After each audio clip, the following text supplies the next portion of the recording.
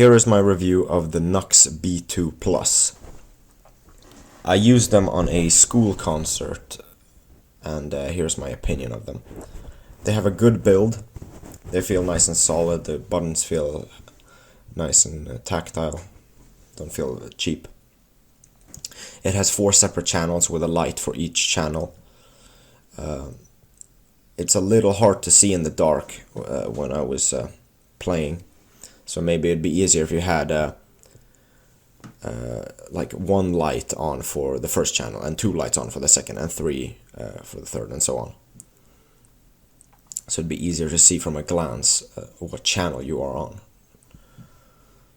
But it's better than the X-Vive system, for example. I use that one too, the X-Vive U2, which has a single light that flashes a couple of times to show. So it flashes 1 time to show you in channel 2, 2 times in channel 2, and so on.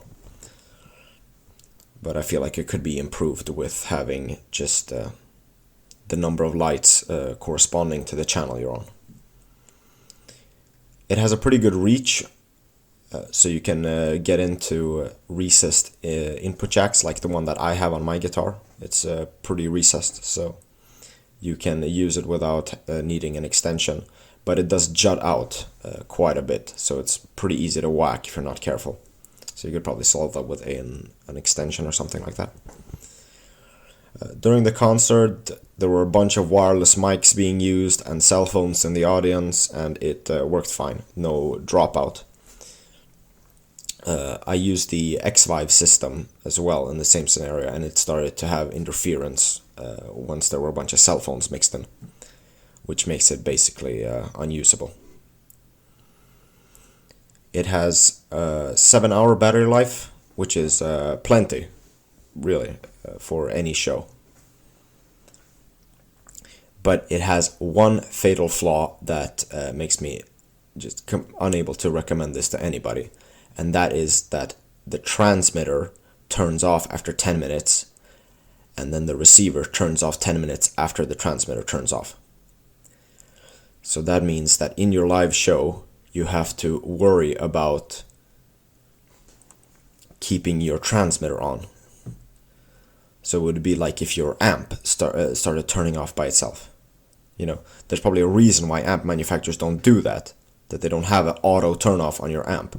Because it's another thing to think about when you're already trying to perform.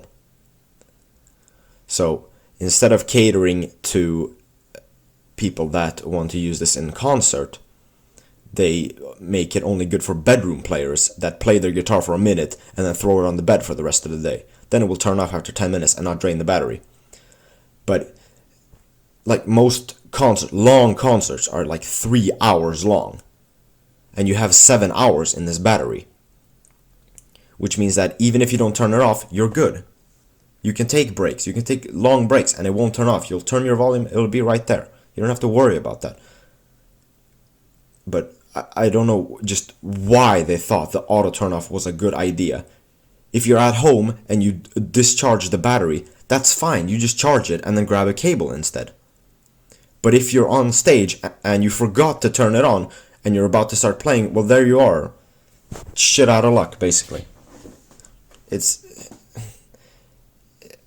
probably one of the dumbest decisions I've seen in a piece of music equipment, where things just need to be reliable and idiot-proof.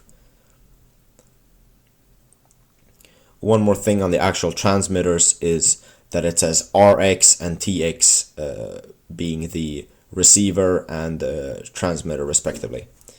I don't know why the X is there. I think it's just confusing. Just have R for transmitter and T for transmitter, or just write out receiver and transmitter. There is space for that as well.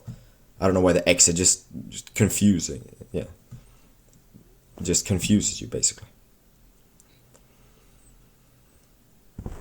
So all in all, I cannot recommend these unless you are a bedroom player that wants wireless, which I would just recommend using a cable instead.